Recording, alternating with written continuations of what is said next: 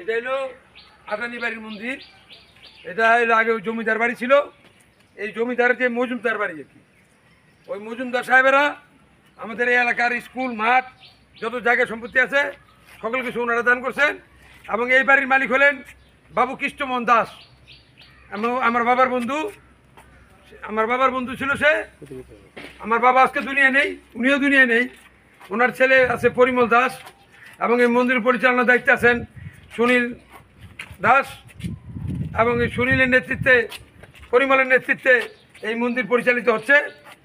এবং এই মন্দিরটা প্রায় 150-200 বছর আগের মন্দির এবং ঐতিহ্য এই এলাকায় 200 বছর আগে এই বাড়ির ঐতিহ্যে হিন্দু সম্প্রদায়ের মানুষ যারা ছিলেন তারা বিভিন্ন সময় পূজা অর্চনা করত এবং এখানে এখনো চলছে।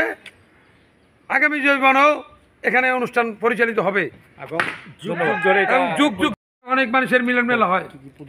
এই পূজার সময় অনেক মানুষের মিলন মেলা হয়। এখানে আমাদের মন্ত্রী মহোদয় আসেন পূজা দেখতে, পূজা অনুষ্ঠান পালন করতে। আমাদের উপজেলা চেয়ারম্যান আসেন শাহিন আহমেদ, শাহিন ভাই আসেন।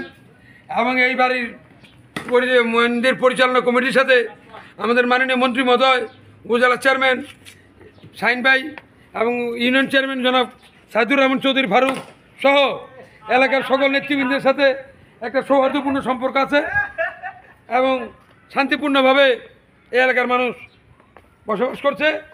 আগামী দিনে যাতে এই শান্তি বজায় রাখতে পারে এজন্য আপনাদের কাছে আমাদের চাওয়া হলো এই মন্দিরটা সংস্কারের জন্য আপনারা তুলে ধরবেন, যাতে আগামী দিনে এই মন্দিরটা, এত পুরানো একটা মন্দির, এই মন্দিরটা যেন সরকারিভাবে অনুদানের মাধ্যমে একটা সুন্দর মন্দির হিসেবে রূপান্তরিত হয় এবং সংস্কার করা হয়।